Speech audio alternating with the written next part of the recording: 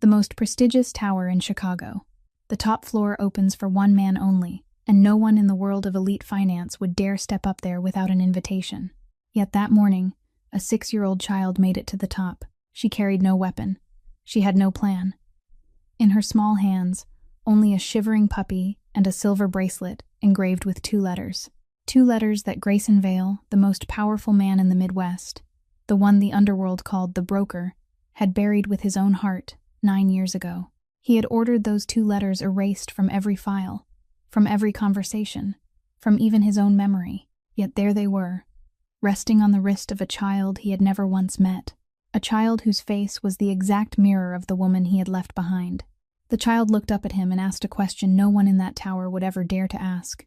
"Mister, does this little puppy belong to you?" He did not hear the question. He did not hear anything at all, because inside his mind, only one name was echoing the name of a little girl he had chosen to forget. If this story touches your heart, leave a like and subscribe to our channel so you don't miss the next episodes. And share this video with someone who loves stories of love, redemption, and destiny. The story begins now. Grayson Vale placed his final signature on the 7th contract of that morning. 7 contracts in 2 hours, starting at 6 o'clock. No faster than usual, no slower. A familiar number, as steady as a heartbeat. He stacked the contracts into a neat pile at the corner of his desk, just as 3 knocks sounded at the door. 3, not 2, not 4. Silas Thorne never knocked when the matter was small. On the 72nd floor, every small matter was handled in silence. By email, by paperwork, by nods exchanged in the hallway. When Silas knocked, it meant something had fallen outside the system. Grayson didn't look up. "Come in." The oak door opened. Silas stepped inside, a thin file in his hand.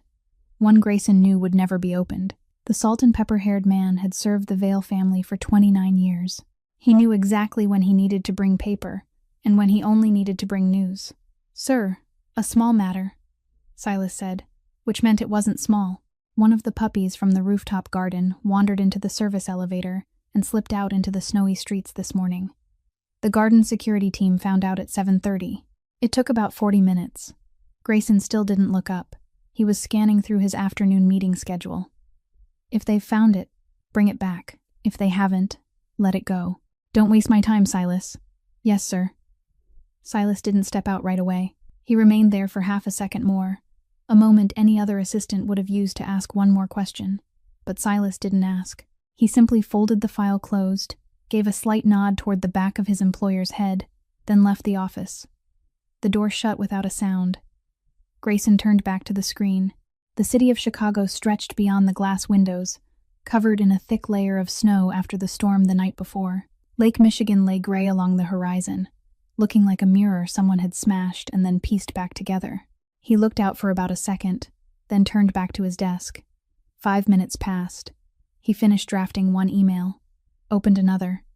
The internal phone rang. Not his mobile, not the outside line. The internal line, used for only 3 things: the lobby security team, the building operations team, and emergencies. He picked up. "I'm listening." A younger man's voice came through, tense in a careful, respectful way. "Mr. Vale, I'm sorry to disturb you." A little girl brought the puppy back. "The puppy from the rooftop garden, sir. She says she wants to hand it back to its owner herself." Grayson didn't lift his eyes from the screen. "Send the dog up. Send the child home." There was silence on the other end for 1 second. A heavy silence followed, brief enough not to be taken as opposition, long enough for the listener to understand that something wasn't normal. "Sir, the little girl is crying. She refuses to leave unless she can hand it over herself." Grayson stopped. The cursor stood still in the middle of the screen. Outside, a seagull swept past the window, its wings cutting across the pale blur of snow. In the 9 years he had worked on the 72nd floor, he had given orders to hundreds of people, men with bank accounts large enough to buy an entire small city, women whose nod alone could send the stock market trembling. Lawyers, politicians, brokers, all of them had learned never to go against his will. No one had ever refused one of his orders, and certainly never a 6-year-old child. He set his pen down, looked toward the closed oak door. For one brief moment, he felt something strange, something he couldn't name, as though a thin thread from somewhere unseen had just brushed his back and given the gentlest pull. "Bring her up," he said into the receiver. "Then send her home." He hung up. The elevator chime sounded softly at the far end of the corridor, a familiar sound Grayson had heard thousands of times over the past 9 years. But this time, he rose from his chair. He didn't understand why. He simply stood, adjusted the lapel of his suit jacket, stepped out of his office, and walked toward the foyer. The elevator doors opened. Silas stepped out first, and behind him was a little girl in a gray knit coat, worn thin at the elbows. She didn't even reach his chest. Her light brown hair was tied into 2 braids at the back. In her arms, held tightly against her chest as though it were the most precious thing in the world, was a silver-gray Neapolitan Mastiff puppy, so small it could have fit neatly inside a large coffee cup. The puppy had stopped trembling. It was breathing evenly now, its eyes shut tight, burrowed deep into the warmth of the wool. Grayson stopped 3 steps away from her. He didn't know what he was waiting for. The little girl looked up, brown eyes, clear and bright, without the slightest trace of fear. Not even the curiosity children usually showed when they stepped for the first time into a room this large and strange. She simply looked at him as though he were someone familiar whose name she was trying to remember. "My name is Poppy," she said. Her voice was small, clear, and steady. The puppy was so cold. She stepped forward once and held the puppy out toward him. Her hands were so small that Grayson could see each finger trembling from having carried the dog all that long way. He bent down and took it from her. The puppy was warm in a way that startled him. Grayson had forgotten what it felt like to hold something alive, breathing, and warm. He stood there, the puppy in both hands, not knowing what he was supposed to do next. Poppy looked around the foyer. Her gaze moved over the marble walls, the 13-foot ceiling, the black oak door to his office, and the 2 leather chairs no one had ever sat in. "Do you live here all by yourself?" she asked. Grayson blinked. "Yes. That's sad." She said it gently, as though she were making an observation about the weather.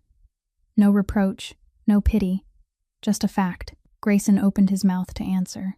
He couldn't think of a single thing to say. This was the foyer on the 72nd floor of Vale Tower. This was where he had signed contracts worth hundreds of millions of dollars. This was where the most powerful men in the Midwest had entered with humility in their bearing. And now a 6-year-old child had declared the place sad, and he had nothing to say against it. Silas stepped up behind him, his voice low. "Sir, I've contacted the little girl's mother. She's on her way up." Grayson nodded. He knelt and set the puppy into a padded basket that one of the staff had brought in at some point. The puppy gave a faint whimper, then curled in on itself, and went back to sleep. Grayson was still bent over, adjusting the little blanket in the basket, when Poppy suddenly sat down beside him. She slipped a hand into the pocket of her coat. "I have another treasure," she said very softly, like someone sharing a secret. "Mama Junie said this belonged to my cousin." Grayson was still bent down. He didn't turn his head, but Silas did. Silas stood about 3 feet away, his eyes fixed on Poppy's small hand as she drew out a silver object that caught the amber light of the foyer. A small silver bracelet, the kind made for a child, with 2 letters engraved on the round plate at its center. Silas went still. Exactly 1 second. Then 2. In 29 years of serving the Vale family, he had learned never to let emotion show on his face. But at that moment, his hand had tightened into a fist inside his trouser pocket. "Mr. Vale," he said, struggling to keep his voice even, "I think you should look at this." Grayson stood up. He turned toward Poppy. She held up the bracelet and smiled, waiting for him to admire her treasure. 2 letters engraved on the silver plate, H and V. In the foyer on the 72nd floor of Vale Tower, the clock still moved, the wind still blew beyond the windows, the puppy still slept in its basket. But for Grayson Vale, time had just stopped. Grayson did the unthinkable. He knelt, bringing his eyes level with Poppy's. For a man who was always the tallest presence in every room, that small gesture alone was enough to make Silas turn his face away, as though he had no right to witness it. Grayson kept his voice even, trying not to let it break on the first syllable. "You said this bracelet belongs to who?" Poppy tilted her head to one side. The gesture struck him in the chest before he even understood why. "To Hazel, my cousin. Mama Junie said that when she comes back, I have to give it back to her." Grayson didn't blink. He was studying the little girl's face as though he were looking at an old photograph enlarged detail by detail. Brown eyes, Not an ordinary brown, but amber brown, the kind of color that only appeared under golden light. A slightly pointed chin, a small straight nose, and the way she tilted her head to one side when she spoke. Only about 15 degrees. No more. Then held it there through the whole sentence. Every one of those details, each one by itself, didn't belong to the child standing in front of him. They belonged to a 21-year-old woman who had sat across from him in a small coffee shop in Nashville many years ago, holding an anatomy textbook in her hands, telling him she had never intended to fall in love with a man like him. Grayson drew in a breath, let it out, then asked again, his voice even lower. "What's your mother's name?" Poppy smiled. A proud little smile, the kind children gave when adults asked about their family. "Mama Junie. Her full name is Juniper Reed. She teaches art at Elm Street Elementary School. My auntie's name is Marlowe. She works at the hospital." The name came out of the child's mouth naturally, neatly, cleanly, as though it were only the ordinary name of an ordinary aunt in an ordinary city. But when the last syllable of Marlowe faded into the air of the 72nd floor foyer, Grayson felt his fingertips go cold. Not the cold of fear, the cold of blood withdrawing somewhere deeper inside the body, leaving the fingers hollow. He didn't move, didn't rise. He only stayed there, one knee on the marble floor, looking at a 6-year-old little girl who had just innocently spoken the name he had ordered the whole world to keep silent for the past 9 years. The elevator chimed. Grayson didn't turn around. He heard the metal doors slide open, the hurried footsteps of a woman in low-heeled shoes, and then a voice. "Poppy Grace Reed, you scared me half to death." Grayson stood up. He rose like a machine, slowly, one joint at a time. When he turned, he saw a woman hurrying toward the child, and for the first half-second, his mind, the mind that had helped him build an entire underground financial empire, betrayed him. It told him it was Marlowe. Only half a second, but that half-second was enough to make his heart seize. Then the woman lifted her face, met his eyes. Her expression hardened in less than a breath. She recognized him at once, without an introduction, without any confirmation. She knew exactly who Grayson Vale was, and she had known long before stepping into this foyer. She didn't say a word to him. She knelt, gathered Poppy into her arms, and her voice was only for the child. "I'm sorry, sweetheart. I told you not to run off." Poppy wrapped her arms around her mother's neck. "I didn't run, Mama. The puppy was cold, so I had to bring him back. I already gave him to the man." Juniper Reed stood, still holding Poppy, and lifted her face to Grayson. Her voice was dry, clipped, allowing nothing else through. "I'm not my sister. I'm Juniper. We're twins. I'm here to pick up my daughter." Grayson stood straight. He said nothing. There wasn't a single word in the vocabulary of a man who had signed hundreds of contracts, negotiated with 3 families, commanded thousands of employees, that fit this moment. The silver bracelet was still resting in Poppy's small palm. Juniper gave Silas one brief nod, a proper gesture of polite acknowledgement, then led Poppy back toward the elevator. The little girl turned and waved. "Bye, mister." Her voice was clear and bright, knowing nothing. The elevator doors closed. The chime sounded once more, then silence.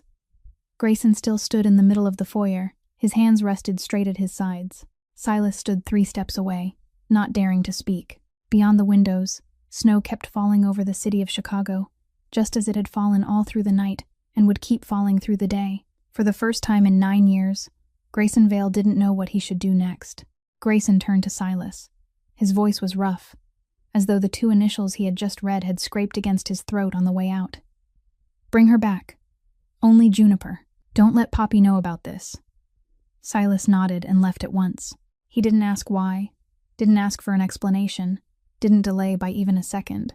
He stepped into the private elevator, pressed the lobby level, and during the 30-second descent, he had already arranged in his mind the words he would use with the woman downstairs, without drawing the little girl's attention. He caught up with Juniper in the main lobby just as she was leading Poppy toward the revolving door. He lowered his head and spoke a few quiet words. Juniper went still for a second, then glanced down at her daughter. Poppy was busy watching a pigeon perched on the window ledge outside. Juniper turned back to Silas and nodded. 2 minutes later, a building security guard escorted Poppy up to the rooftop garden, where the other 3 puppies were asleep in a padded basket beneath the shelter. The little girl went willingly, without the slightest suspicion, Because at 6 years old, there was no invitation in the world more irresistible than being allowed to play with 3 puppies at once. When Juniper stepped into the office on the 72nd floor for the second time that morning, she didn't close the door behind her. She didn't need to. Silas was already standing outside and closed it himself. She didn't sit in the expensive leather chair across from the desk. She remained standing. Her hands hung at her sides, her scarf still over her shoulders, her handbag still on, as though she wanted to remind both herself and the man facing her that she hadn't come because she had accepted an invitation. Grayson stood behind the desk. He didn't ask her to sit. He didn't greet her. He asked only one question. Short, 1 syllable, a name. Where's Hazel? Juniper looked straight into his eyes. No flinching, no surrender. She's gone, 18 months ago. Grayson didn't react at once. He didn't nod, didn't shake his head, didn't step back, didn't sit down. He stood, pushed his chair back so slowly that the soft sound of its wheels moving across the carpet could be heard. Then he took 3 steps out from behind the desk and went to the glass window.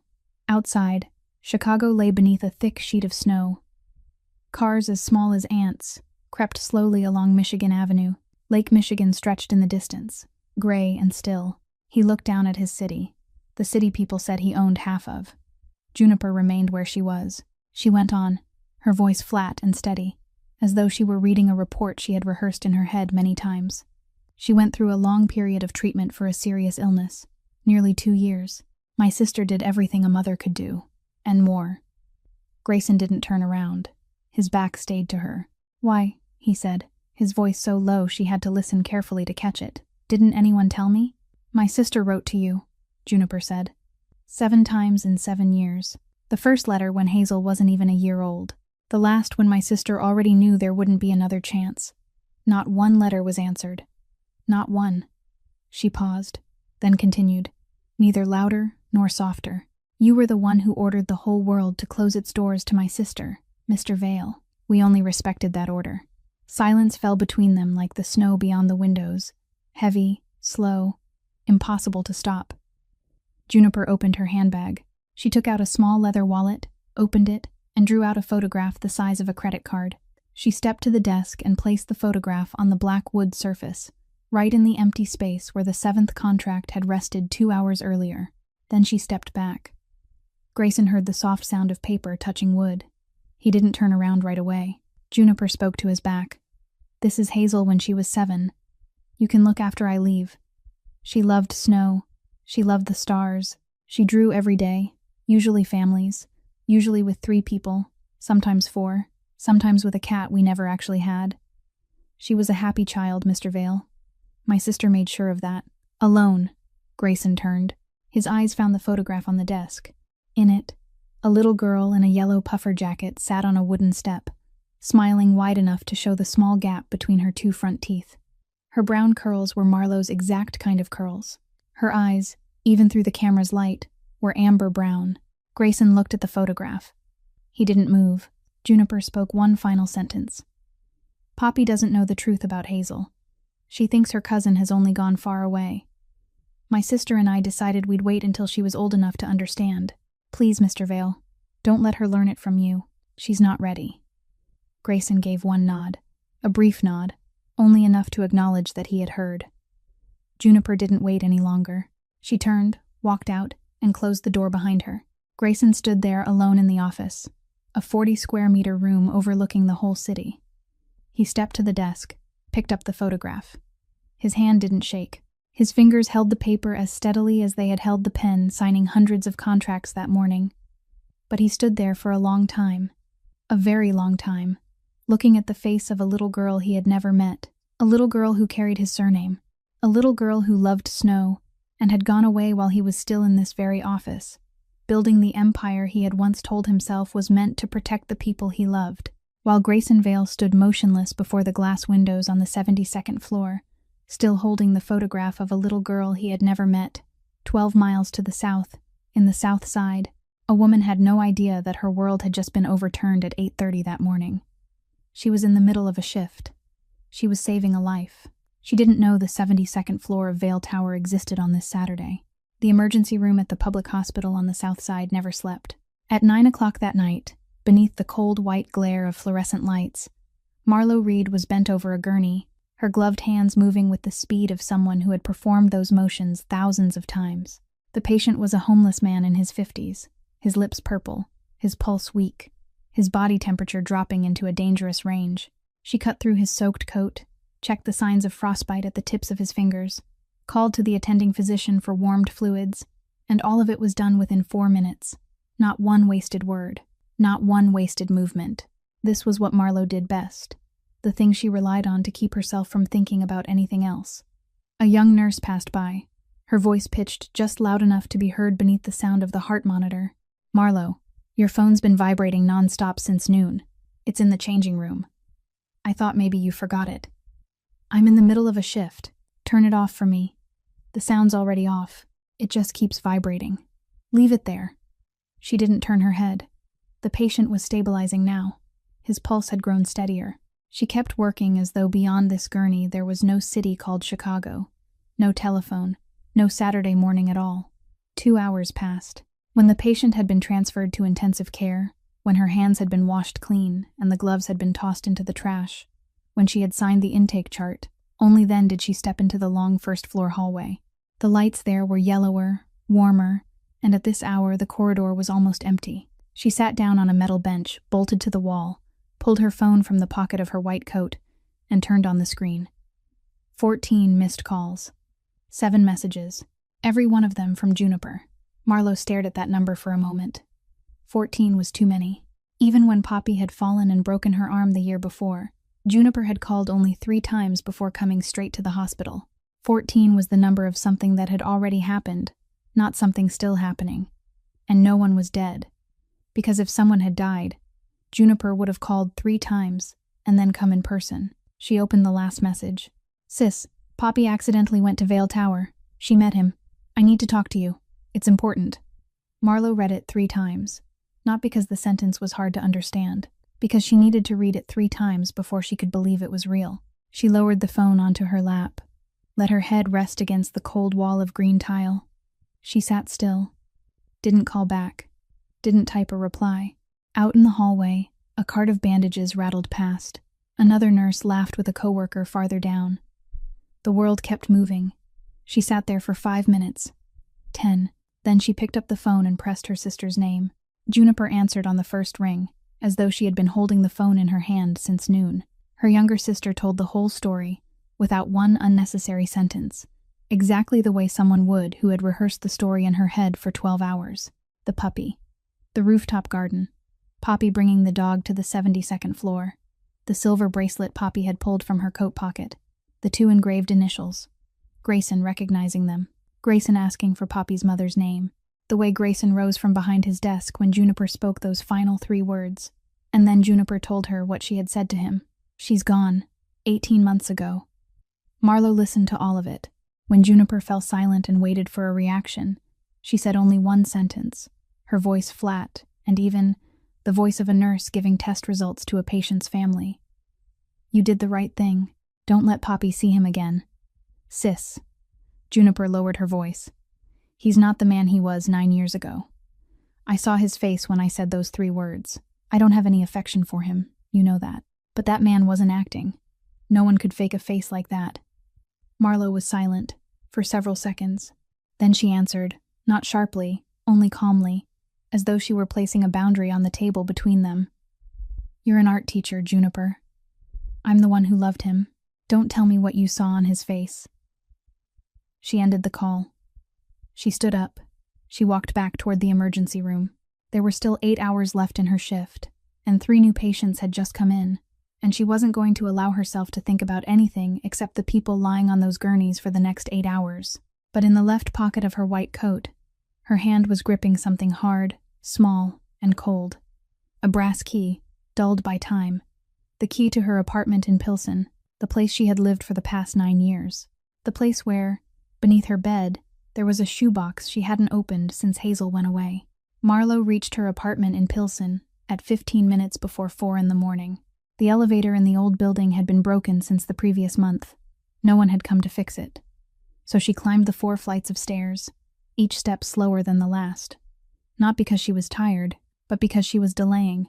The apartment door opened into a space just large enough for one person to live in, a single bed pushed against the wall, an old wooden table set beneath the window, a metal bookshelf rusted at the corners, and a lone chair she rarely used. Outside the window, the snow was still falling, lighter than it had been that morning but steady, as though Chicago had decided it wouldn't stop snowing tonight until something, somewhere, had been resolved. She didn't turn on the overhead light. She switched on only the small desk lamp, with its worn fabric shade, a warm yellow glow just enough for her to see her own hands, and nothing else clearly. Then she took off her coat, draped it over the back of the chair, and knelt beside the bed. Beneath the bed it was dark. She reached in, felt around, and pulled out a faded orange cardboard shoebox. The edges had softened. The lid carried a long streak of dust running from one corner to the other. 2 years. 2 years since she had opened this box. She set it on her lap for a moment, then placed it on the table beneath the yellow light. She lifted the lid. Inside, 4 things were arranged, each in its own place, as though she had stored them with the care of someone who knew she wouldn't open them again for a very long time. On top, neatly folded, was one of Grayson's gray shirts, the thin cotton kind he used to wear on weekends at home many years ago. Beneath the shirt, turned face down because she hadn't wanted to see it, was a black and white ultrasound image of Hazel, when she had still been a tiny shape in her mother's body, taken at 22 weeks. Under the ultrasound lay a bundle of letters, about 7 in number, tied with a faded blue cloth ribbon, each envelope marked with a red stamp in the corner bearing 2 English words, cold and concise, the kind of ink that reminded her every time she saw it how many times she had tried and been turned away. And at the very bottom, lying flat against the base of the box, was a crayon drawing, about half the size of a sheet of paper, its corners curled upward with time. Marlowe didn't pick up the shirt first. She didn't touch the bundle of letters. She reached to the bottom of the box, drew out the drawing, and set it on the table under the light. The picture was of a house, the kind of house children always drew, a square with a triangle roof, a chimney, and 3 windows lined across the lower floor. In the first window, Hazel had drawn a woman with long hair, smiling, holding a cup. In the second window, a little girl with curly hair, smiling even wider, holding a flower. In the third window, no one, just an empty frame, sketched with lighter pencil lines, as though the small artist hadn't been sure whether she should draw someone there or not. And beside that empty window, in the handwriting of a 7-year-old still learning to write, with the first letters larger than the last, and the punctuation set slightly off to the side, Hazel had written a line. "This place is left empty. I'm saving it." Marlowe looked at the drawing. She hadn't allowed herself to look at it for 2 years, because she had known what it would do to her, and she had known exactly that she wouldn't cry, but would be forced to stand still with a question she didn't want to face. She looked at it for a long time. The clock on the wall ticked. Outside the window, the snow fell. She didn't cry. She only set the drawing down on the table, placed her fingertips at its edges, and smoothed the curled corners flat. Then she picked up the gray shirt. The cotton fabric had softened from being folded for so long. She raised it to her face, drew in a breath. The old scent of sandalwood, the cologne Grayson had worn years ago, had almost faded, leaving only a distant trace so faint it might have been her imagination. She breathed it in once, only once. Then she folded the shirt again, carefully, and placed it back in the box. She returned the ultrasound image to the box, returned the letters, closed the lid, pushed the box to the corner of the table, but not the drawing. The drawing she left on the table, under the yellow light, face up, straight and deliberate. She picked up her phone. Her hand was still steady. She dialed Juniper's number, listened to 3 rings. Then her sister answered with the voice of someone who had expected this call. Marlowe spoke, briefly. "Juniper, tomorrow I'll go to Vale Tower. Not to make peace, not to forgive. I need to say what has to be said once and for all. Keep Poppy at home for me. Don't let her go outside tomorrow." On the other end, Juniper said only one word. "Okay." Marlowe ended the call. Outside the window, the snow kept falling over Pilsen, over rooftops, over cars lined along the street, over a city that knew nothing about the small room where a single yellow lamp was still burning. On the table, beneath that light, a drawing made by a child who was no longer here lay quietly, and the third window was still waiting, patient, as it had waited for 2 years, for an empty place to be filled. Marlowe arrived at Vale Tower at 10 o'clock in the morning wearing the gray knit coat she had thrown over her nurse's clothes, which still carried the sharp scent of antiseptic from the night shift. She hadn't gone home to change. She hadn't stopped by a pharmacy to fix her hair. She had gone to the hospital that morning to sign a few final end-of-shift papers, then walked straight to the Blue Line train, rode 12 stops, and got off directly in front of the tallest black tower in Chicago. In the lower lobby, a salt-and-pepper-haired man had already been waiting. Silas Thorne didn't need to ask who she was. He only inclined his head in a small greeting, proper and measured, no warmer and no colder than necessary. "Miss Reed, please come with me." He led her down a corridor she had never seen in her life, to a dark brass elevator set at the end of a stone wall, the kind of elevator with no buttons outside, one that opened only with a key card from the pocket of his coat. Silas swiped the card. The doors slid open without a sound. He stepped in first, then moved to one side, leaving the center of the cabin for her. Marlowe stepped inside. The doors closed. The elevator began to rise. There was a small digital panel above the door, and the numbers climbed from 1 to 2 to 3 to 4. Both of them stood still. Neither looked at the other. The yellow light reflected off the polished brass floor, creating a muted warm glow between them. When the display passed 5, Silas spoke, his voice low and even, without any trace of defensiveness. "Miss Reed, he's waiting." Marlowe didn't turn her head toward him. She looked straight at the sealed metal doors in front of her. "I didn't come because I was invited." Silas gave one slight nod, as though acknowledging an obvious truth. "I know." The elevator kept rising. Past 6, past 7, past 10. When they passed 15, Marlowe heard a faint breath of wind outside the elevator shaft, the sound of air sliding along the height of the tower, a sound people heard only when they were high enough above the ground. Past 20. No one spoke for 10 floors.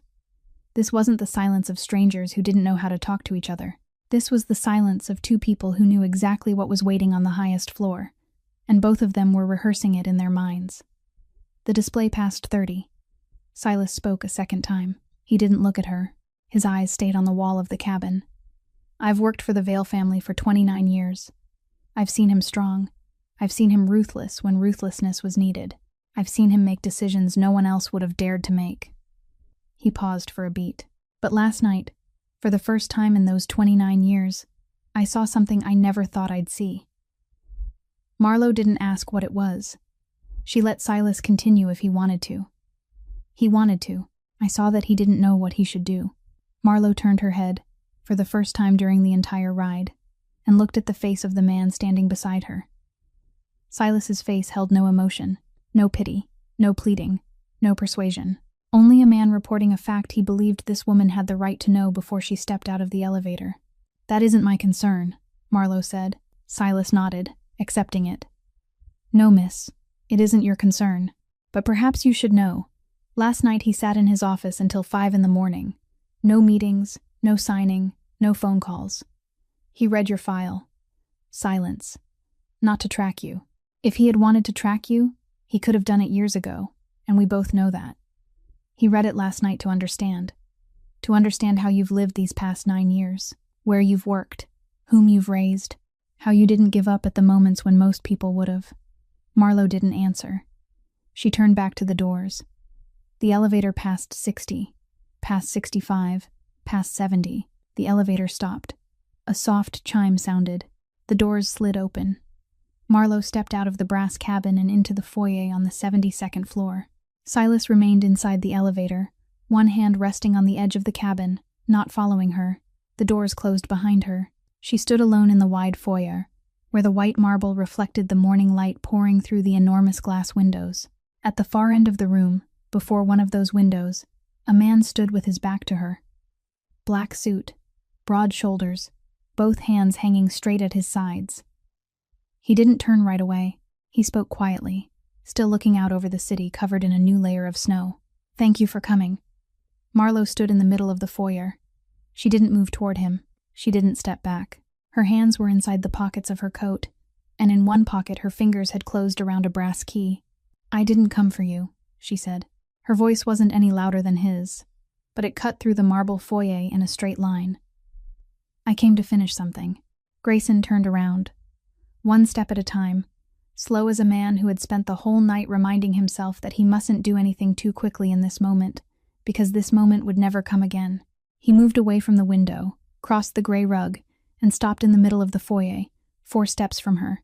He didn't come any closer. Marlowe looked at him from head to toe. 9 years. 9 years was a strange amount of time for a face. His hair was still cut the old way, neat. But at his temples there were threads of silver she had never seen before. There was a newer scar along the left side of his jaw, small, about 3 finger joints in length, healed now into a thin white line, which meant it had been there for at least several years. His shoulders were still straight, but there was something in the way he held his hands, flat at his sides, not in his pockets, not folded across his chest, as though he had practiced how to stand in front of her all through the night before. He had grown older than she had imagined. Not older from time, older from something else. Marlowe didn't greet him. She didn't stand on equal ground with him through any polite sentence. She began at once, her voice even, like a declaration already written on paper and only needing to be read aloud. I came to say 3 things. First, I don't need your money. I've earned my own money for the past 9 years, and I'll keep earning it. Second, Poppy doesn't need a rich uncle. She has her mother, she has me, and she has a life that's already been built without any Mr. Vale in it. Third, don't try to contact my sister, the child, or me after this morning. If there's any decency left in you, you'll leave us alone. Grayson listened to every word. He didn't blink, didn't interrupt, didn't respond with any of the answers she had already prepared herself to meet. When she finished, he was still standing where he had been, and his silence carried more weight than any reply could have. Then he spoke, his voice low. I don't intend to answer each of those things. Marlowe didn't react. He went on. But there's something I want to give you before you leave. He turned and walked toward the desk. He opened the top drawer. The drawer Silas Thorne had known for 10 years contained exactly one thing. He took out something small and round, held it in his palm, then came back toward her by 2 steps. He placed it on the coffee table between them, then stepped back. Marlowe looked down. I just told you I don't need your money, she said, without looking up. This isn't money. She looked at him. He nodded toward the table. She stepped closer, picked it up. An old silver coin, about the size of $1, minted in 1921. On the front was the image of a woman with her hair blown by the wind. On the back, an eagle perched still. The silver had darkened with age, and there was a small scratch along the upper right edge, the kind of mark only someone who had held this coin hundreds of times would notice. Marlowe didn't need to turn it over to remember. She knew this coin. She had known it within exactly 2 seconds of seeing it. This is... She didn't finish the sentence. The Nashville trip, Grayson said, his voice flat and steady, only recounting an event he had carried in his mind for 9 years. That fall, I was 23, you were 21. It feels like a lifetime, but it has only been 9 years since I lost you. We stopped at a little antique shop in Cumberland. You picked up this coin from a wooden bowl full of loose change. You laid it in your palm, looked at it for a while, and then said, I'm going to keep this for my daughter someday. You slipped it into your coat pocket. Then you forgot it. That night I found it in the car seat, and I kept it. 9 years. Marlowe held the coin. Her fingers closed around it, and her hand trembled slightly. Only once. Not enough for anyone else to notice, but enough for her to know. It was the first time that entire morning, the entire night before, and perhaps even the first time in 2 years, that her hand had shaken. Grayson watched her holding the coin. He didn't say anything more about the trip. He turned to something else. I didn't read a single letter you sent in the past 9 years. Not one. That was an order I put in place the day I let you walk away. Not because I hated you, because I was afraid. I was afraid that if I read even one sentence, I wouldn't still be the man I needed to be. Marlowe didn't nod. She didn't hold back tears because there were no tears to hold back. She only asked one short question. Who did you need to be? A man with no weakness, he said. Silence. The coin was growing warmer in her palm. She asked the second question, quieter than the first. And now? Grayson looked at her. He didn't look away. Now I know. Weakness isn't the thing that kills you. It's pretending you don't have any. That's the thing that kills you. Marlowe held the coin in her hand. She looked at Grayson one final time, and in that look there was no forgiveness, no softening, no sign at all of returning to him. But for the first time in 9 years, she no longer hated him. She didn't know the name of the feeling that had taken hatred's place. She couldn't name it yet. She only knew it wasn't hatred anymore. She turned away, walked to the door. At the threshold, her hand already resting on the handle, she stopped without turning back. "If you want to know where she's buried," she said, her voice directed not toward him but toward the hallway ahead. "Rose Hill Cemetery, Section C, Row 7. Go alone." She opened the door, stepped out. The door closed behind her with a soft sound. Polite, not final. Grayson remained alone in the wide office. On the coffee table in the middle of the foyer, the coin was gone. The clock on the dashboard read 10 minutes to 3 when the black sedan came to a stop at the gate of Rose Hill Cemetery, about a 30-minute drive north of downtown Chicago. Grayson opened the car door and stepped out. Silas had stopped 50 yards from the main gate, exactly as instructed. He didn't get out with him. He remained in the driver's seat, both hands on the wheel, eyes fixed on the dark green line of pine trees ahead, not watching his employer, not checking his phone, simply waiting. Grayson walked through the iron gate. Snow was falling lightly, not thick enough to hide footprints, only enough to lay a thin veil across the headstones lining both sides of the path. Rose Hill was larger than he had imagined, a small city of silent names, its sections marked by letters, with metal signs posted at the turns. He followed the directions she had given him. Section C, Row 7. He asked no one, needed no one to guide him. There are roads a man has to walk only once in his life, and when the hour comes, the body knows on its own whether to turn left or right. Section C lay deeper inside, beneath the branches of 3 old oak trees that had shed almost all their leaves. Row 7 ran parallel to a gray stone path. Grayson walked slowly, reading each name he passed, not because he was afraid of missing the one he wanted, but because he didn't want to arrive too quickly. Then he saw it.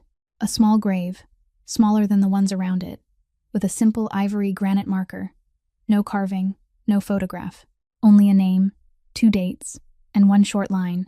Hazel Vale. A life too short, but deeply loved.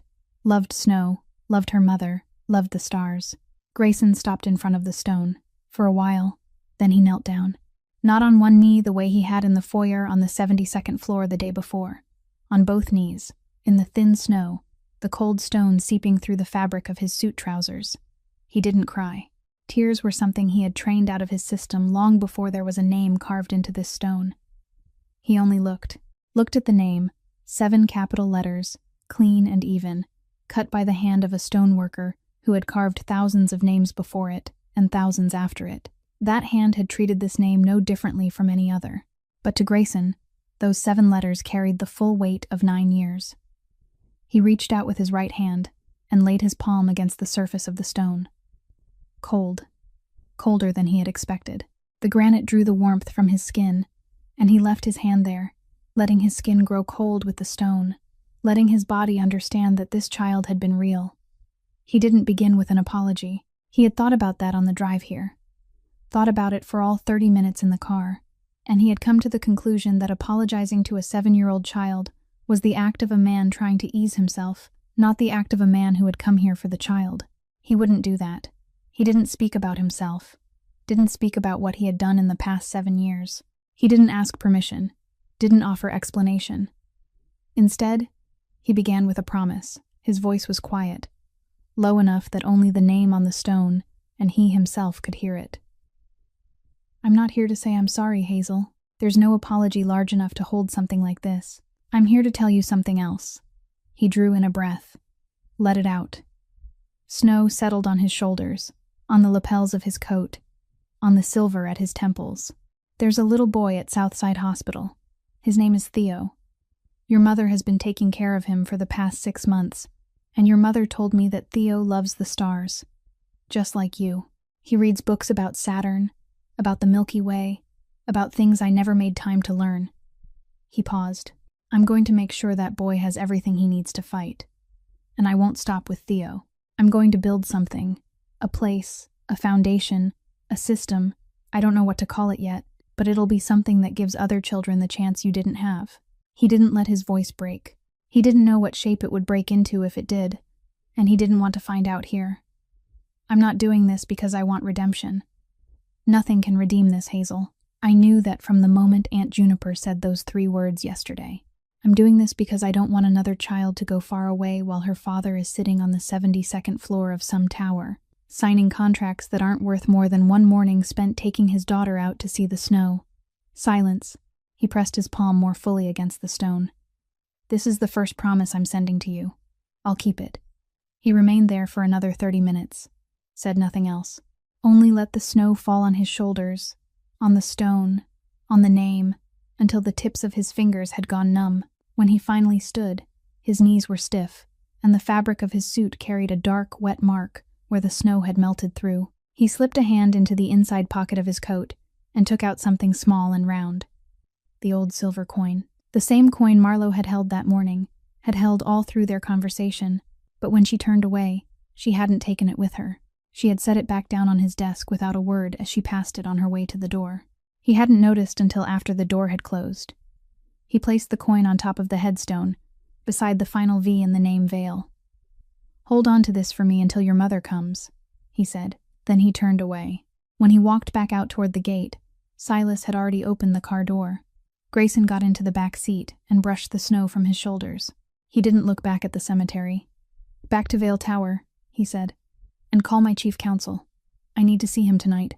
A week passed after that afternoon at Rose Hill. 7 days in which Grayson Vale had met with his chief counsel 3 times, had canceled 2 board meetings, had gone back to the cemetery 1 more time, and had spent an evening at Southside Hospital without anyone there knowing he had been present. Those were the traces a man without weakness would never have left behind in the previous 9 years. On the other side of the city, in an office with no nameplate on the door, on the 2nd floor of an old warehouse in the industrial district of Gary, another man was reading a freshly printed report, the laser ink still warm. Rook Dalton was a man of 38, with short brown hair, broad shoulders, and a square jaw.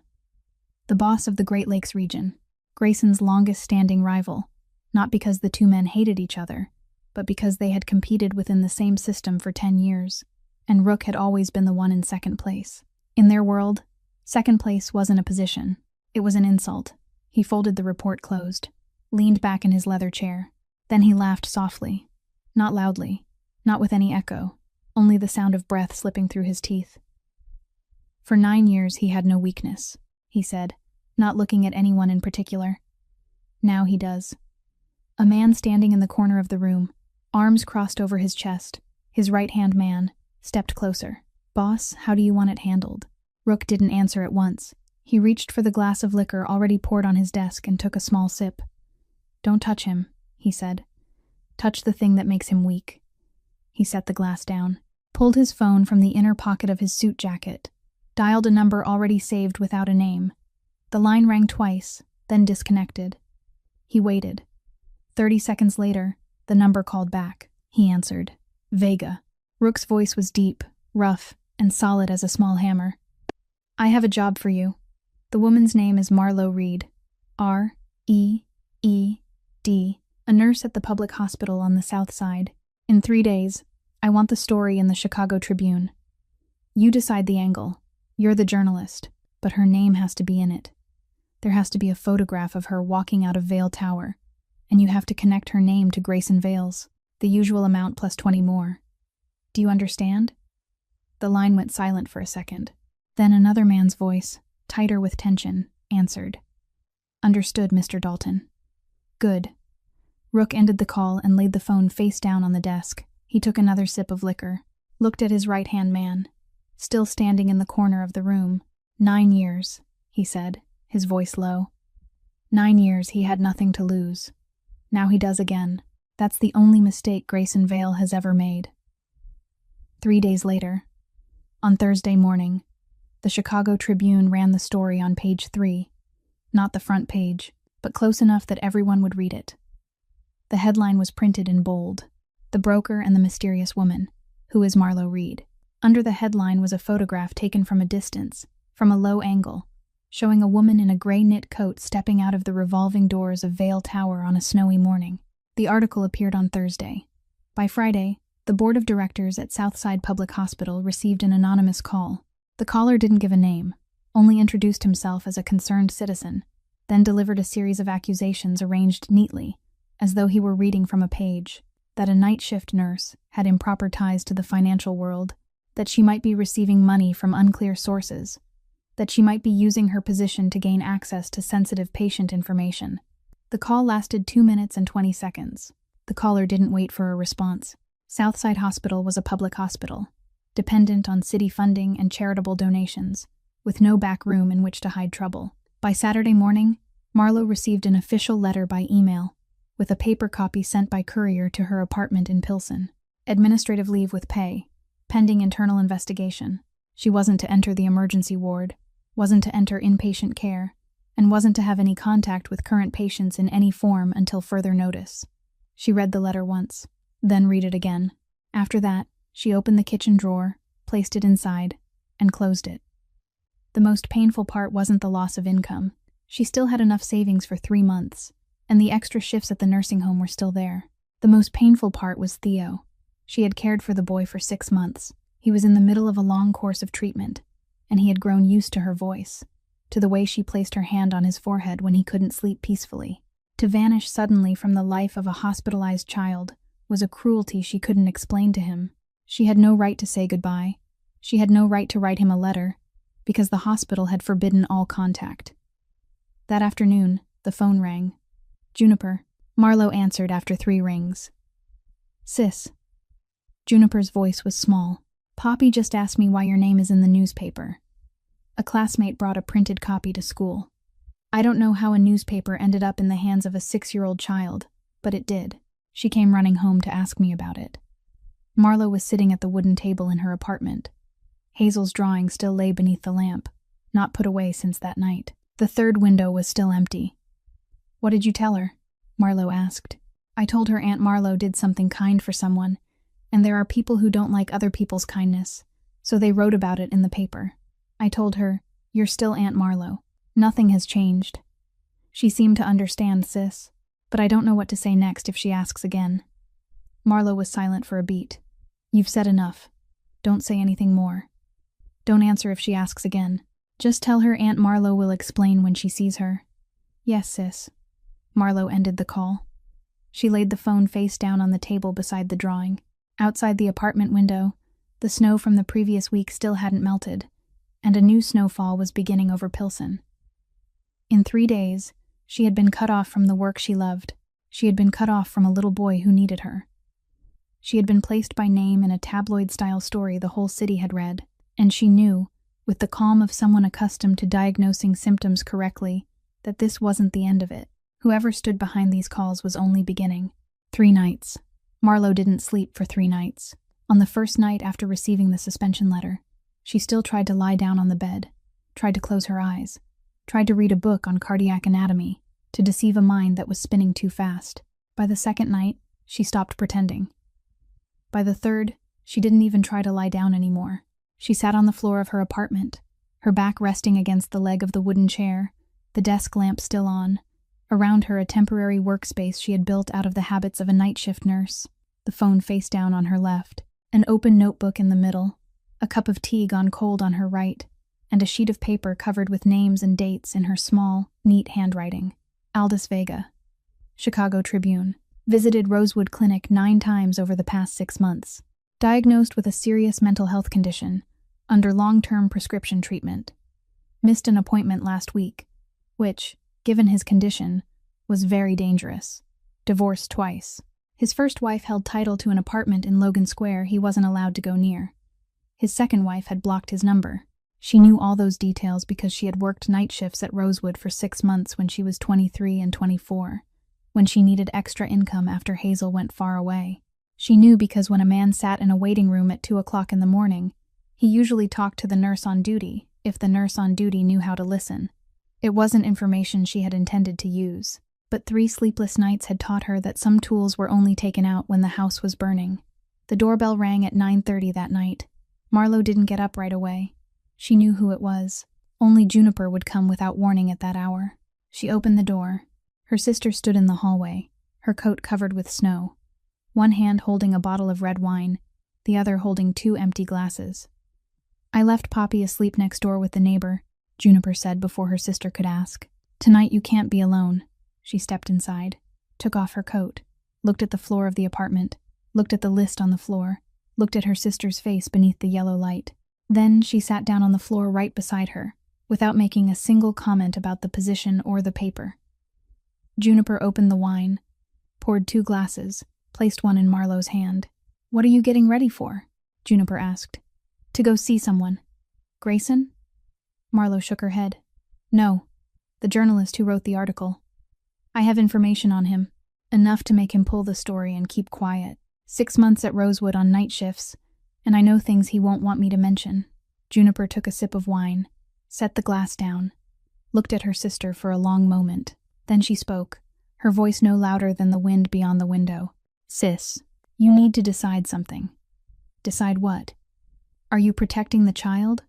Or are you protecting the wall you've built around yourself over the past 9 years? Marlowe fell silent. She held the glass of wine, but didn't drink. She looked down at the rug beneath her feet, then looked up at Hazel's drawing, still lying on the wooden table, where the 3rd window was still empty. Juniper continued, "I saw that he went to Rose Hill. I saw him go twice this past week. I also saw, and this is something I wasn't going to tell you, that money was transferred into Southside Hospital's charity fund 3 days ago. Anonymous. The amount was equal to the full annual operating budget of the pediatric unit." Marlowe turned her head and looked at her sister. "How do you know that?" "I called Mr. Silas. I had his number because he gave it to me the day Poppy accidentally ended up at Vale Tower. I asked directly. He answered directly." Juniper paused for a beat. "I don't forgive him, sis. I'm not asking you to forgive him either. But I do see a man who's trying to repair what he broke. Not to get anything back. Just to repair it. You don't need to go back to him. But maybe, just for tonight, you can allow yourself to let him help you through this. That's all." Marlowe didn't answer. She took a sip of wine. The taste was warm in her throat. She set the glass down on the floor, neatly. Then she reached for her phone and turned it face up. She stared at the screen for a moment. Then she dialed a number she had remembered for 9 years and had never once called. 1 ring, 2 rings, 3 rings. He answered on the 4th. "Marlowe." His voice was low, alert, as though he had been waiting for this call all night. She didn't greet him. She didn't explain. "I have the name of the man leaking the story," she said. "I need you. 10 minutes. Secre Cafe, next to the hospital." She ended the call before he had the chance to answer. Secre Cafe stayed open 24 hours a day, tucked between a laundromat and a pharmacy, exactly 1 block from the main entrance of Southside Hospital. The owner was an old Greek man who was used to the presence of night shift nurses, attending physicians, and, now and then, police officers waiting for news. He never asked his customers a single question. When Marlowe pushed the door open at 5 minutes to 1 in the morning, the wind chime above the door gave only one soft note. She walked straight to the table in the corner, the 4th one in from the door, where the stone-tiled wall blocked the view from the street. She sat down, placed her canvas bag on the chair beside her, and ordered a black coffee with no sugar. 4 minutes later, the door opened again. Grayson stepped inside. A black wool coat down to his knees, collar turned up against the snow. No gloves, no scarf, no Silas. He had come alone. He found her in 2 seconds, found his own way without asking anyone to point her out. He sat down across from her, took off his coat but didn't hang it up, only folded it and placed it on the empty chair beside him. He gave the owner one slight nod, and the old man brought a second cup of coffee, without either of them ordering it. Marlowe didn't greet him. She pulled from her bag a stack of papers held together with a metal clip and placed it on the wooden table between them. She didn't push it toward him. Not yet. "His name is Aldous Vega," she began, her voice even, no louder than the sound of the espresso machine running at the counter. "A journalist with the Chicago Tribune, worked the city affairs desk for 14 years, owes $40,000 to a casino in the suburbs, debt overdue by 6 weeks. Under treatment for a serious mental health condition at Rosewood Clinic. 3 years of long-term prescriptions. Missed an appointment last week. Divorced twice. First wife is named Iona, now lives in Evanston, and has blocked all contact from him. Second wife is named Delphine, currently seeking a no-contact order in Cook Family Court. He has an 11-year-old daughter he hasn't been allowed to see since June." Grayson sat still. He didn't take notes. Didn't ask where she had gotten the information. He listened from beginning to end. his eyes on the table between the 2 cups of coffee. When she finished, he looked up. "How do you know all of that?" "I'm a night shift nurse, Grayson," she said, with nothing defensive in her tone, only stating a fact. "I worked Rosewood for 6 months when I was 23. I stitched up stabbed police officers, fleeing criminals, and men who couldn't find their way home. People talk when they're in pain. They talk even more when they're left waiting alone in a clinic at 2 o'clock in the morning. I didn't ask. I only listened, and I never forgot." Grayson gave one short nod, reached for the papers, but she laid her palm over them and held them in place for a second longer. "If I give you this information," she said, her eyes fixed on his, "what will you do to Vega?" Grayson didn't avoid the question. "I'll make him go silent. No violence, no threats. I'll make him understand one thing he forgot, that everyone in this world has a file somewhere. He'll pull the story with his own hands. He'll publish a correction on page 3 of the Tribune within 5 days. He'll never write your name, Juniper's name, or Poppy's name again for the rest of his life. If he doesn't do exactly that, he loses his job, he loses his prescriptions, he loses his last chance to see his daughter. He'll understand." Marlo looked at him for a beat, then nodded. She lifted her hand, pushed the papers across. Grayson took them, didn't open them right away, only slipped them into the inner pocket of the folded coat on the chair. "Vega is only the one carrying it out," he said. "Do you have any idea who's behind him?" "No," Marlo said. "That part is yours. I only know hospital ground. You know the ground on the other side?" Grayson nodded. He picked up the steel coffee pot on the table and poured more into her cup before filling his own. A small gesture, the kind of gesture he had done every morning 9 years earlier in the small kitchen in Nashville, and he did it again now, naturally, without thinking. Marlo didn't thank him, didn't react, but she didn't stop him either. He took a sip, set the cup down. "I'll need 2 days to trace who paid Vega," he said. "During those 2 days, you, Juniper, and Poppy move somewhere safe. Not Vale Tower. A company apartment in Lincoln Park, secure, 2 exits, already checked. Papers under whatever name you choose. I'm not staying in your place. It's not my place. It's the company's. I won't appear there." Marlo looked at him for a long moment, then nodded. "Fine. 2 days. After that, I return the key." She stood, pulled on her coat. Before stepping away from the table, she paused for one beat, one hand resting on the back of the chair. "Grayson, Poppy doesn't get to know anything about any of this. She doesn't know your name. She doesn't know who's threatening us. She doesn't know why we have to move. That's not negotiable." Grayson nodded without hesitation. "Understood." She left the cafe. The wind chime gave one soft sound as the door closed behind her. Outside, snow was still falling over Halsted Street, over the sidewalk, over the roofs of the cars parked along the curb. For the first time in many years, on a street in Chicago, 2 hunters stepped out of the same cafe and walked in different directions. But this time, they were moving toward the same target. 2 days after the meeting at Sancta Cafe, while Marlo, Juniper, and Poppy had moved into the safe apartment in Lincoln Park, Grayson took a flight he had postponed for nearly a decade. The private plane lifted off from Midway Airport at 6 o'clock in the morning. Silas sat across from him, silent as always, reading a file he wasn't truly reading. Grayson didn't speak during the 2-hour flight. He only looked out the window, where white clouds stretched like another field of snow above the field of snow he had left behind in Chicago. They landed in Orlando at 9.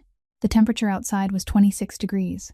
Grayson removed his wool coat, draped it over his arm, and stepped down the aircraft stairs into a city filled with sunlight. The car was already waiting on the tarmac. 40 minutes driving east, out of central Orlando, through small neighborhoods lined with palm trees, until the car stopped in front of a single-story house, painted a pale yellow, with a white wooden roof, set beside a small lake where ducks drifted on the water. It was the home of Vera Monroe, 62 years old. She had been Grayson Vale's personal assistant for 20 years. She had retired 2 years earlier with a generous pension, a house in Florida, and a handwritten letter of thanks that Grayson had left on her desk, on her final day. Grayson stepped out of the car. Silas remained inside. Vera was in the front yard, wearing a green cotton shirt and a wide-brimmed straw hat, holding a plastic watering can as she watered a pot of red hibiscus. She looked up when she heard the car. She watched Grayson walk through the low iron gate. Then she set the watering can down. No surprise. No step forward to greet him.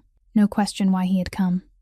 "I wondered when you'd come," she said, her voice low, calm, like someone who had been waiting for 2 years. Grayson stopped 2 steps from her. He didn't greet her. "Vera." She nodded toward the porch. The 2 of them walked up the steps. She didn't invite him inside. She didn't pour water. She didn't offer a seat. She only told him to wait, then disappeared into the house through the screen door. 3 minutes later, she returned, holding a small wooden box, oak, without a lock, the surface plain, no engraving. She handed it to him. "I've kept them since the day they first arrived." Grayson took the box. Didn't open it right away. He felt its weight, light. 7 sheets of paper wouldn't weigh much, but his hand dipped slightly as he held it, as though something inside the box was pulling downward. "Back then," Vera continued, not looking at him but out toward the lake behind the house, "you gave an order. No personal letters, no reports, any letter addressed to your residence that wasn't from a business partner, stamped, returned to sender, unopened, no report. I did exactly as you instructed, but I didn't throw them away. I don't know why. I just kept them in a side drawer. And when I retired, I took them with me." Grayson didn't look at her. He looked at the wooden box in his hands. "You didn't do anything wrong, Vera. That order was mine." "I know," she said. "I'm not here to ask for forgiveness. I don't have that right. But I want you to know something, Mr. Vale. Every night after I stamped return to sender on one of those letters, I poured myself a glass of wine, sat in the office after everyone had gone home, and asked myself what had happened to that woman. I asked that question for nearly a decade. I never had an answer." Grayson gave a small nod. He didn't promise her an answer. He didn't have the right. He turned, walked down the steps, through the iron gate, and back to the car. Vera didn't walk him out. She picked up the watering can and went back to watering the red hibiscus, as though no one had come at all. On the flight back to Chicago, Grayson told Silas to sit in the rear row. He opened the box. Inside were 7 letters. No envelopes, no stamps, only folded sheets, arranged in chronological order. He took the first one. "In those early days, Grayson, I'm 7 months pregnant. I need to talk to you. I'm not asking for anything. I just need you to know. There's a child growing, and she will carry your name if you allow it. Call me, even just once." He folded the first letter, took the third, months later. "Grayson, our daughter took her first steps last week. Her first word was Daddy. I didn't teach her that word, I swear. I don't know where she learned it. I'm not writing to blame you. I just don't know what to do with a child who is calling a name that has no one to answer it." Grayson closed his eyes for a second, then opened them. Took the 5th letter. 2 years after that. "Grayson, Hazel drew a picture today. It had me, it had her, and a man I don't know where she remembers you from. I never described you to her, Grayson. I never showed her a photograph, but she drew a man tall, with brown hair, wearing a black suit. I don't understand how a 5-year-old can draw the father she has never met." He set the 5th letter down.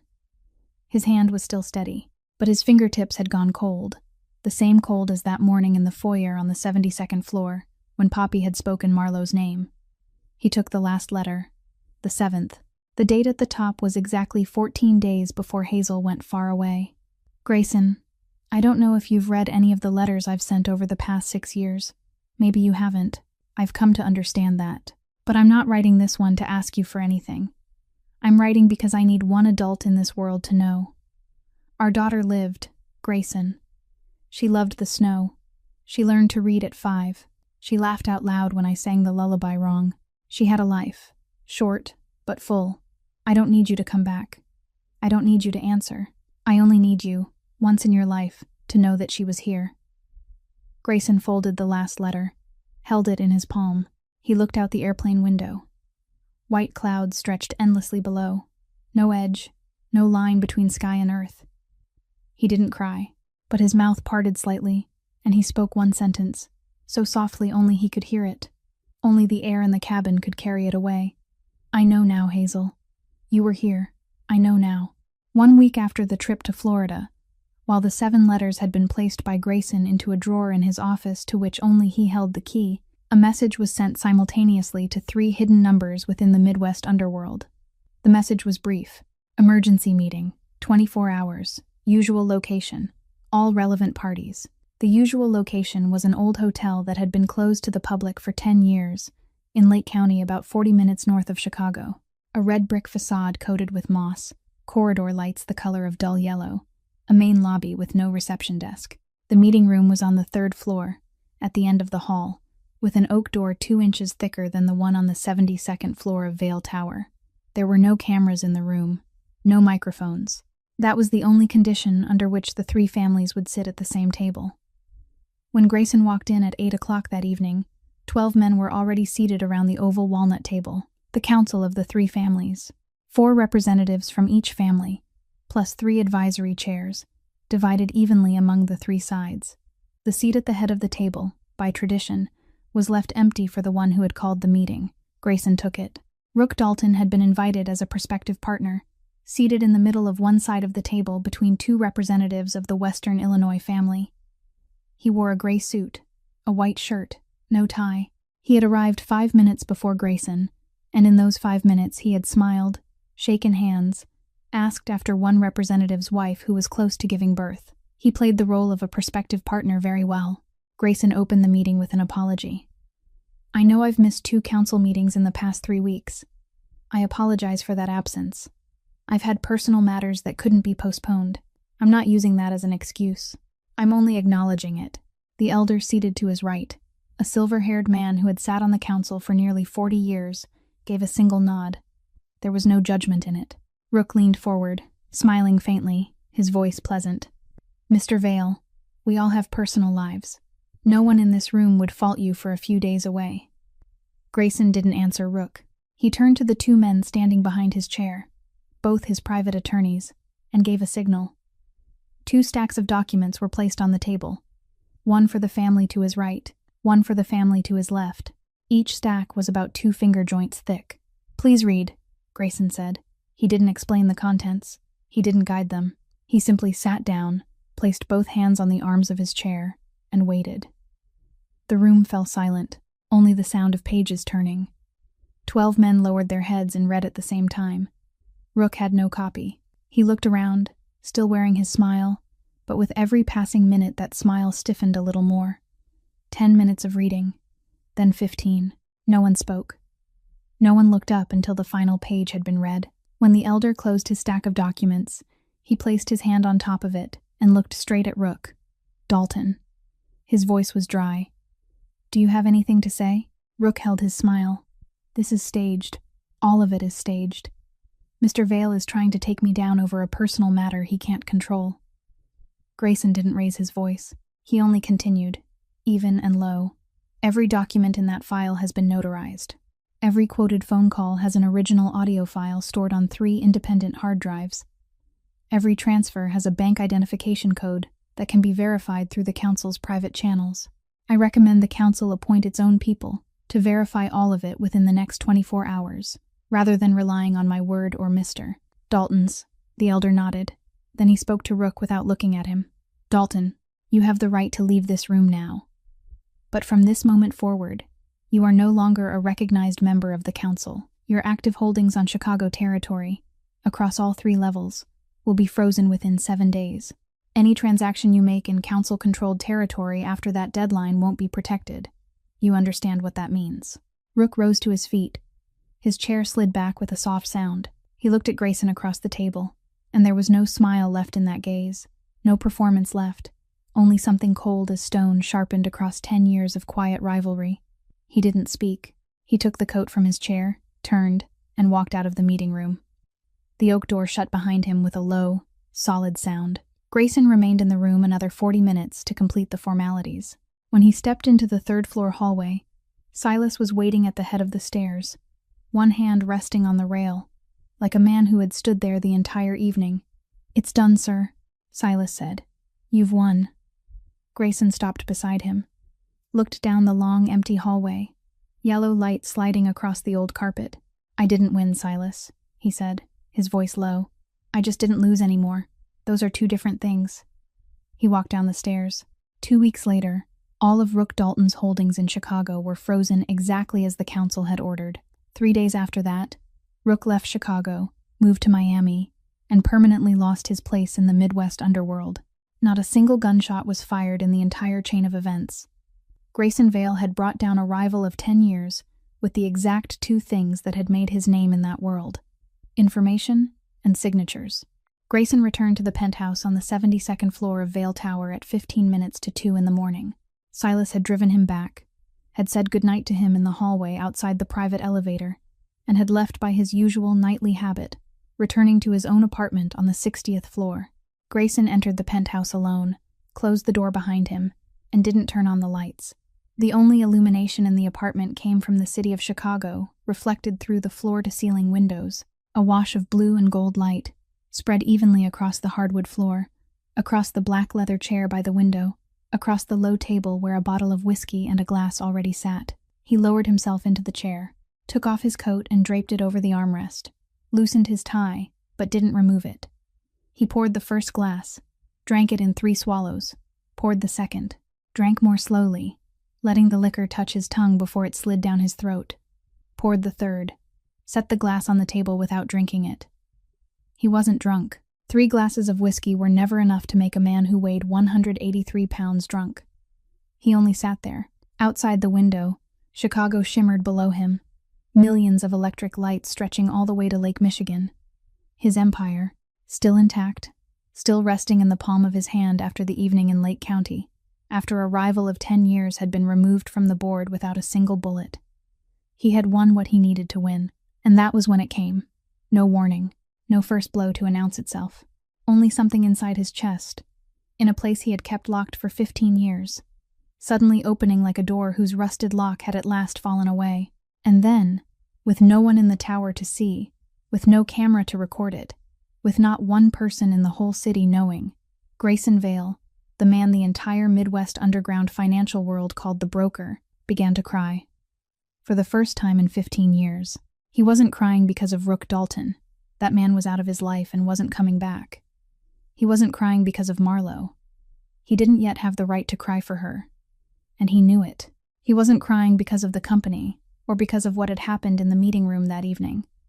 He was crying because he had finally allowed himself to. Because sitting in that dark room, with 3 glasses of whiskey before him and a glittering city beneath him, he had realized that he had built this entire empire to avoid pain. That was the whole reason. Not money, not power, not the Vale name. He had built it so he would never again have to feel the loss he had felt when his mother went far away when he was 19. And the thing he had spent 15 years avoiding had found him anyway, by a road he had never imagined. And when it came in a form more painful than all the rest. He had missed 7 years of a child who had drawn him into every family picture she ever made. 7 years. He had read 7 letters from a woman who had chosen to love him once, and he had ordered the world to send those letters back unopened. Without reading a single word. He was still alive, and the little girl wasn't. He cried without a sound, only his shoulders trembling faintly, the tears running down his face, and his fingers tightening around the 3rd glass he still hadn't drunk. Time passed. He didn't know how long. The penthouse door opened sometime after 3 in the morning. Familiar footsteps. Silas. The salt and pepper-haired man stepped inside carrying a small tray of tea, something he had never brought at an hour like this, something he had likely brewed himself downstairs on the 60th floor when he couldn't sleep. Silas set the tea tray on the low table, within an arm's length of Grayson. He didn't look at his employer's face. He didn't offer a handkerchief, didn't touch his shoulder, didn't speak a word of comfort. He only turned and walked toward the door. At the threshold he stopped, one hand on the knob, without turning back. "Sir." His voice was low, calm. "For 29 years I've served the Vale family. Tonight is the night I've seen the best man I've ever known." He opened the door, stepped out, closed it behind him. The soft click of the latch. Grayson remained there until the sun rose over Lake Michigan, staining the eastern horizon with orange. When the first light touched the table, he stood. He went into the bathroom, washed his face with cold water, twice, changed his shirt, changed his suit, changed his tie, went down in the private elevator, sat in the back seat of the car. "Take me to my chief counsel's office," he told the driver. "I have a foundation to establish." In the left breast pocket of his suit, close against his heart, he still carried one thing: a sheet of paper folded into quarters, a copy of Marlowe's final letter. the one he had read 10 times on the flight back from Florida. Now, for the first time since the Saturday morning when a 6-year-old child had stepped into the foyer on the 72nd floor, he knew exactly what he had to do next. The snow melted. The wind off Lake Michigan changed direction. 3 months passed that way, without noise, without urgency, only days filled with first times that no one inside them stopped to count. Grayson learned how to call Marlo every Sunday evening at 8 o'clock. He never said anything important. He only called, asked how her day had been, listened to her short answer, then said goodbye. Marlo learned not to hang up within the first 30 seconds, then 5 minutes, then 10. By the 3rd month, an average call lasted 20 minutes, most of it silence between the two ends of the line, a silence that had learned not to be defensive anymore. Theo had been transferred to Mayo Clinic in Rochester, Minnesota, in the first week of February. The cost of his treatment, the plane ticket for his grandmother, a small apartment for her near the hospital, all of it was being paid from a fund whose exact name no one at Southside Hospital knew. Marlo knew, but she didn't ask Grayson, and Grayson didn't tell her. On an early April afternoon, spring sunlight slanting through the windows of the long-term care floor, Grayson and Marlo walked through Theo's room door together. They hadn't arrived in the same car. Marlo had flown to Rochester the day before to visit the boy, and this afternoon Grayson landed and came to the hospital at 2 o'clock. They met in the hallway outside the room. He opened the door. She stepped in first. Inside, Theo was propped against 3 pillows, a light blanket over his legs, a hardcover book in his hands with a ringed planet on the cover. He was 9 years old, thinner than he should have been, but his eyes were bright. When the door opened, he looked up. "Miss Marlo." His voice was clear, high, happy. "You came." Marlo walked to the bedside and sat down in the chair already placed beside it. She laid her hand over the small hand holding the book. "I came to visit you. How are you feeling?" "Better than last week. The doctor says I can have ice cream this week." He smiled. Then his eyes shifted to the man standing 1 step inside the door. Grayson didn't move closer. He stood there with his coat in his hand, silent. He had never stepped into a children's hospital room in his life. He didn't know what the proper distance was, what the proper tone should be, where his place in this room was supposed to be. Theo tilted his head and looked at him. "Who are you? I've never seen you before." Marlo rested her hand on Theo's shoulder, her voice gentle. "This is Grayson. He's a friend of mine." Theo nodded. He didn't ask anything else. To a 9-year-old child, friend of Miss Marlo was enough. He opened the page he had marked with a blue ribbon. "I'm reading about Saturn. Saturn has more than 100 moons. Did you know that?" Grayson took 1 step closer to the bed. His voice lowered, softened, a voice he had never heard himself use before. "You know more than I do." Theo smiled, an easy smile without hesitation. He held the book out to him. "Will you read to me? Miss Marlo is tired today." Marlo didn't object.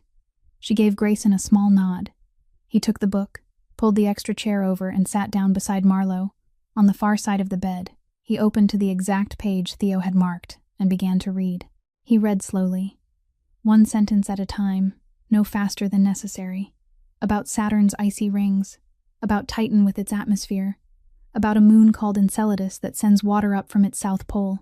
Theo listened, his eyes half closed, opening them now and then when he reached a word he liked. In the corner of the room, beside a small orchid on the windowsill, Theo's grandmother sat in a straight-backed chair. She had been there since the two of them entered. She was a silver-haired woman, perhaps 68, wearing an old blue sweater.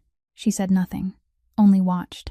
When Grayson had finished 3 pages and Theo began drifting toward sleep, she rose and signaled to Marlo. The 2 women stepped out into the hallway. She pulled the door nearly shut behind them. "Honey," she said, her voice just loud enough. "Who is he?" Marlo looked at her. Her tone wasn't cold. "He's the man who paid for Theo to be here. You don't need to know more than that." The older woman nodded. Silence for a beat. Then she said, her voice even softer, "He's good with the boy. Did you notice that?" Marlo didn't answer, but the corner of her mouth lifted, just slightly. For the first time in many years, she smiled. 2 hours later, Grayson and Marlo stepped out into the hospital parking lot. The Minnesota afternoon sun was more golden than the sun in Chicago, warmer against the backs of their coats. Marlo turned her phone back on after keeping it on silent all afternoon. She stood beside the car, lifted the phone, and dialed a number. Grayson felt his phone vibrate in his pocket. He took it out. On the screen, the caller's name appeared. Not an unsaved number, not the single letter M the way he had kept it for 9 years, but a full name he had changed back with his own hand 3 months earlier. He answered. She stood 2 yards away, phone to her ear, eyes looking straight at him. Grayson. Just one word. Not Grayson Vale, not Mr. Vale, just Grayson, for the first time in 9 years. He didn't answer. He only looked at her. She looked back. At the 2 ends of the line, they were both silent, and both of them understood what that silence meant. She ended the call after 10 seconds. On the drive back to the airport, neither of them spoke, but inside that car, something had changed, and both of them knew it wouldn't change back. 1 week after the trip to Mayo Clinic, Marlo received a brief email from Silas Thorne in her personal inbox. The message contained only 3 lines. The address of Mr. Vale's chief counsel's office. Tuesday, 9 o'clock in the morning, if convenient for you. She had replied with 1 word. Yes. On Tuesday morning, she stepped into the law office on Wacker Drive, wearing the gray blazer she hadn't worn in 9 years, the only suit she still had from her medical school days. Grayson was already seated in the conference room on the 22nd floor. Beside him sat his chief counsel, a woman of about 50, with neatly cropped hair named Adelaide Park. And on the other side of the table were 2 legal secretaries preparing the file folders. When Marlo entered, all 4 of them stood. Grayson motioned for her to take the seat across from him, on the other side of the long wooden table. He didn't greet her by name. He only gave 1 small nod, proper and measured, like one business partner meeting another. Chief Counsel Park began. She explained briefly, without wasting a word. The Hazel Vale Foundation, established under the nonprofit laws of the state of Illinois, with the purpose of fully funding treatment costs for children in the Midwest with life-threatening illnesses whose families couldn't afford care. The initial contribution from Grayson Vale's personal assets was $50 million, held in an irrevocable trust for 20 years. Marlo Reed was being formally nominated to the position of medical director, with authority specifically defined in the contract. Miss Park slid a file across the table. Please read it carefully, Miss Reed. There is no time limit. We can wait as long as you need. Marlo opened the file. She read without haste. She had spent years learning how to read medical documents, and she read this contract with the same degree of concentration. The first page, definitions. The third page, scope of authority. The 6th page, financial transparency requirements. The 9th page, termination clauses. She read for 20 minutes. No one in the room said a word. When she finished, she closed the file and kept her fingers resting on the front cover. She looked up at Miss Park. I need 3 additional clauses. Miss Park drew out a pen and opened a leather notebook. Please go ahead. First, Marlo said, her voice even. I control 100% of the Foundation's medical budget. Every treatment decision, every expense, every transfer decision must carry my signature. Not $1 is to be spent on a medical case without my approval. No board of directors, no chief financial officer, no lawyer is permitted to override that decision. Grayson gave 1 short nod. Miss Park wrote, Second, Hazel Vale's name is not to be used for any public relations, advertising, or tax reduction purpose by Grayson Vale's company or any affiliated company. That name is to appear only on the Foundation's nameplate, on internal documents, and on legal registration records. No newspaper articles, no launch event, no gala night. Her name isn't a brand. Grayson nodded. Miss Park wrote.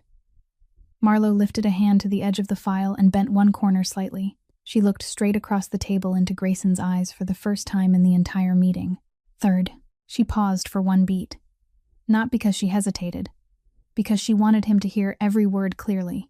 If Grayson Vale runs away 1 more time, for any reason whatsoever, personal, business, health, legal, any reason, this foundation automatically dissolves. All remaining assets transfer to Lurie Children's Hospital in Chicago within 30 days. No argument, no negotiation, no special clause. I want it written into the contract in clear, short English that no lawyer will ever be able to fight later. Miss Park looked up. She turned toward Grayson, her tone careful. Mr. Vale, once signed, this clause can't be reversed. It would create significant legal risk for you if there were any. Grayson cut her off without raising his voice. Put it in. Miss Park stopped.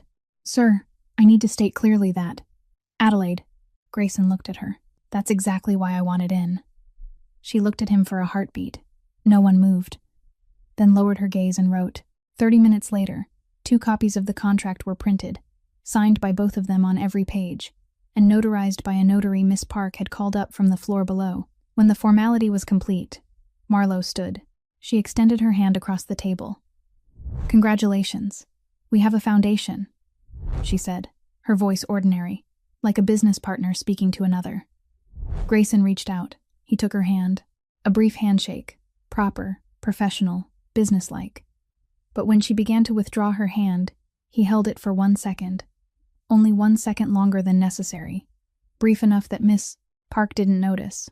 Long enough that both people inside that handshake did. Thank you, he said, his voice low, for not making it easy for me. She drew her hand back, she looked at him, and she smiled, a small smile, not wide, not lingering, but the first smile she had given him in exactly 9 years. The launch of the Hazel Vale Foundation took place on a Monday morning in early May, in the main lobby of Southside Public Hospital, with exactly 12 people present. The hospital board, 2 pediatricians, Adelaide Park, Grayson, Marlowe, and a silver-haired woman from Minnesota, because she had been invited. No reporters, no photographs, not a single press release was sent out. The foundation's nameplate was hung quietly in the pediatric wing hallway, and that was all.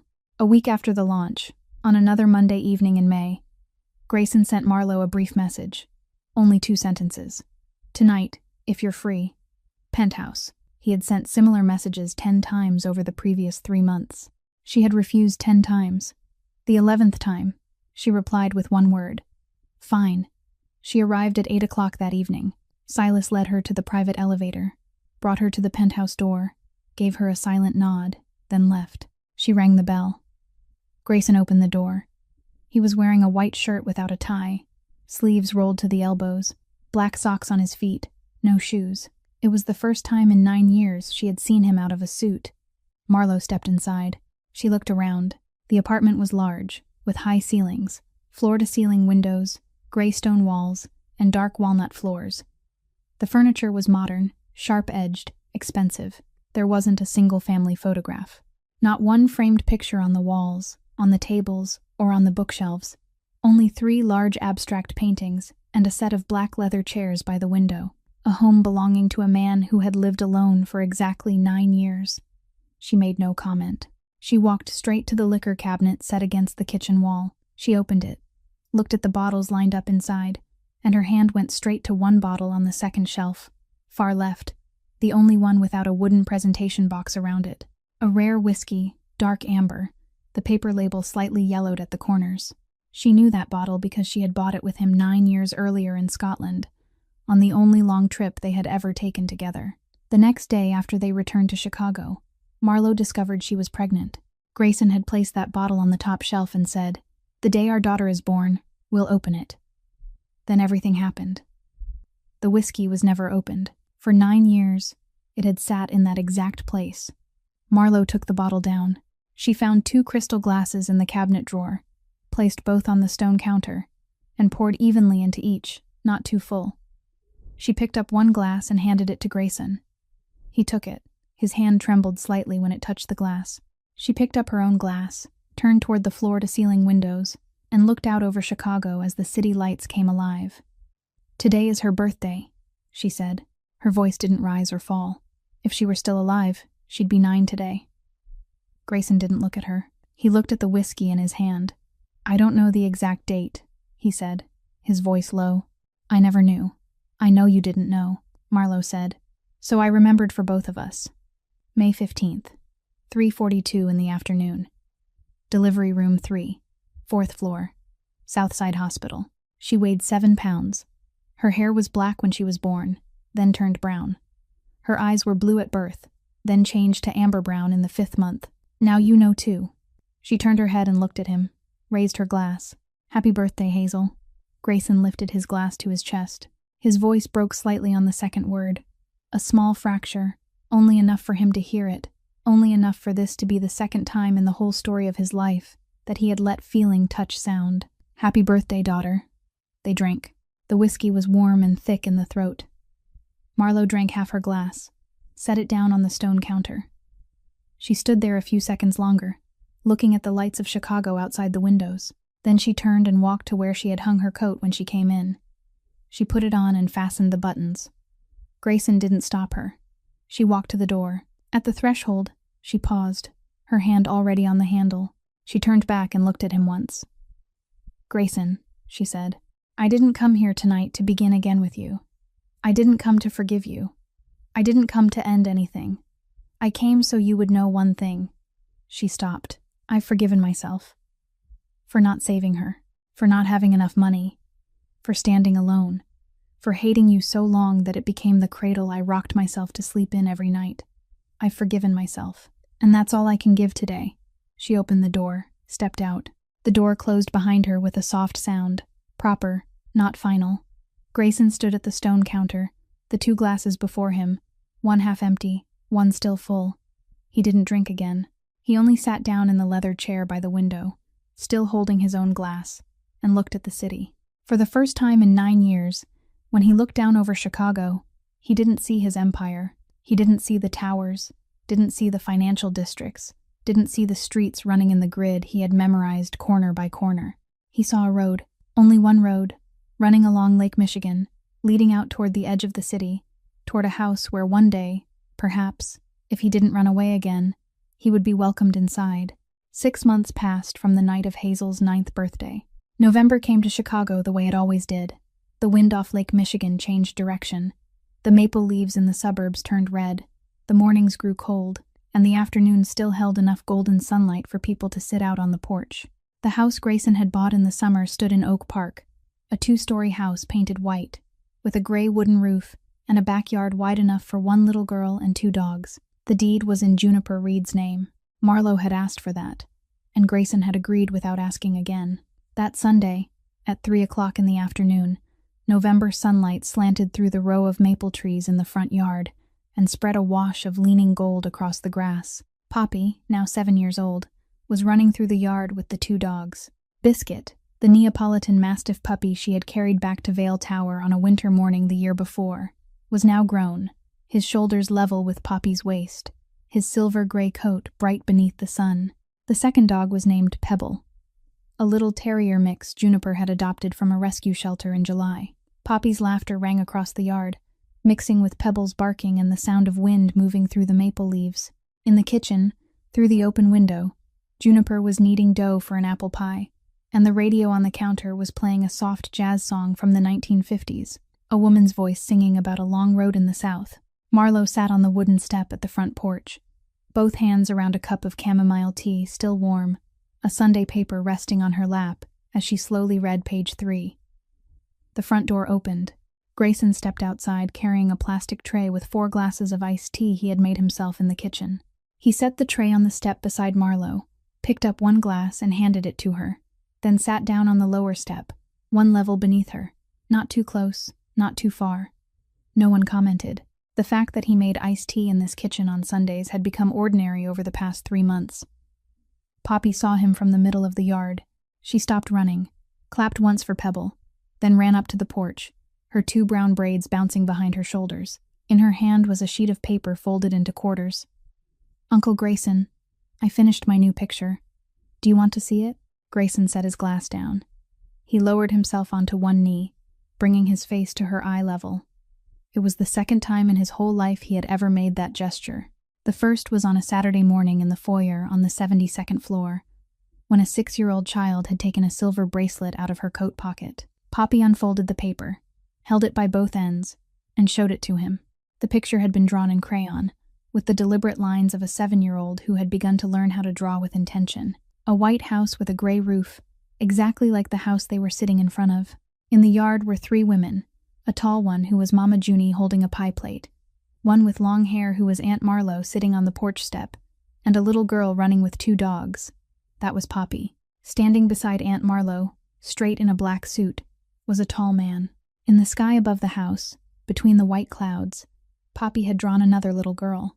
A small girl with curly brown hair, wearing a yellow dress, with white wings behind her back, floating above the roof. Mama Junie says Hazel is flying in the sky now. Poppy pointed one finger at the winged little girl. So I drew her up there. That way she's still in our house too. Don't you think that's right? Grayson looked at the drawing for a long moment. He didn't answer with words. He set the paper down on the porch step, carefully so the corners wouldn't bend. Then he leaned forward, reached out both arms, and held the little girl against him. A short, awkward embrace, because he had never held a child in his life.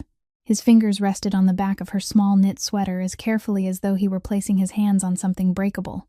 Poppy didn't know it was his first time.